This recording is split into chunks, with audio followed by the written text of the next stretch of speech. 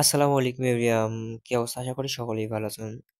আমি আছি মিস্টার শাহরিয়ার শাকিব। তো আজকে আমি গোপন তথ্য জানতে পেরেছি যে মিসেস খালেদা জিয়া এখনো জীবিত আছে।